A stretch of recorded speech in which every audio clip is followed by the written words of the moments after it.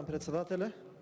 Добро е вака денеска што оваа проблематика зафати малку поголем дел од дискусијата, па ќе може да ја продискутираме и да ја обработиме заради тоа што се работи за проблем кој што веќе подолго време ги мачи граѓаните на Република Македонија. Доколку отворите, повторно ќе се послужам со тој аргумент на агрегаторите на вести, доколку напишете аерозагадување, ќе видите какви вести провеваат или што е актуелно, а и актуелно е во државава дека има одредени забрани за одредени критични групи на луѓе да не се движат или да не обавуваат одредени активности токму поради тие загадувања. Малку не е коректно да излегувате и да кажувате што сте направиле во минатото или што ќе направите во иднината или што е направено сега, па да правите одредени паралели по некои минати времења кога и тогаш сте имале можност да учествувате во влада. Уште еднаш само за да не се заборави ќе ги повторам бројките.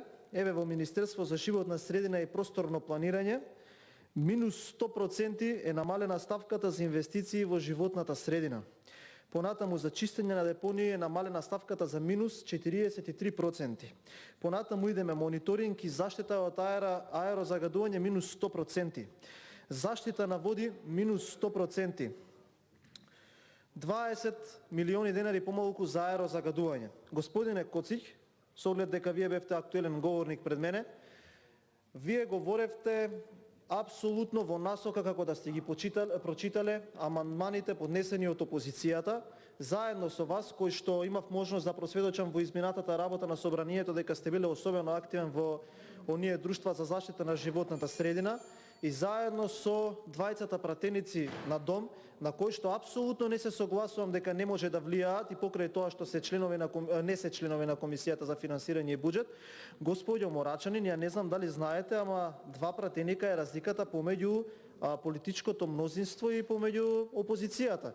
Вие можете, еве да отвориме, има таква можност дадена по деловникот, и комисиски да расправаме, да разделуваме амандмани и вие да дадете согласност, тоест да дадете идеја, а оној кој што ги предложил амандманите може да даде согласност дали одреден амандман да се измени на начин на кој што можеби низ една целоисходна дебата ќе постигнеме заклучок. Можеби не ви се допаѓа амандманот како што е поднесен од страна на опозицијата, ама затоа еве не имаме дебата, говореа и колегата Бране и колегата Љупчо, кажете вие како мислите дека треба, па можеби ќе се согласиме и на самата комисија ние ќе успееме да го видоизмениме тој амандман, нели, за да помине, за да може да заштитиме животната средина.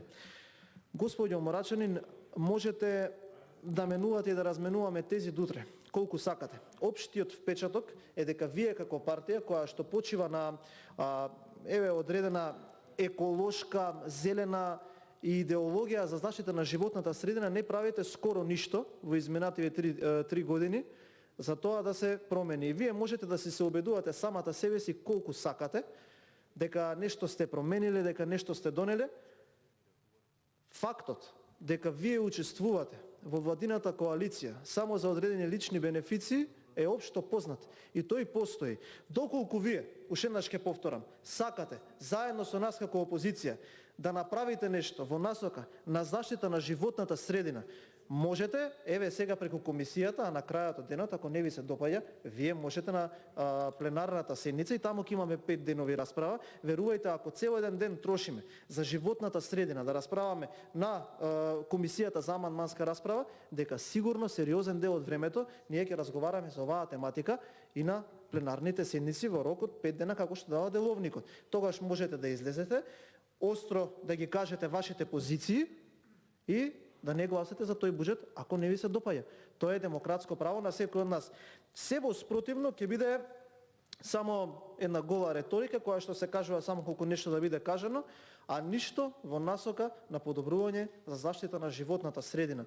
Сабајле имаше пресконференција колегата Муцунски, јас пред да излезам отприлика ги проследувам вестите од денот за таа тема за која што разговараме, и вие ако напишете аерозагадување ќе ви излезат неколкумина вести од тоа што кажал колегата Муцунски и ги има опишано амандманите кои што ги имаме ние заедно поднесено и како партија и како пратеничка група заедно со опозицијата, голем дел и во соработка и со оние невладени иницијативи кои што вие не заборавивте да ги спомнете.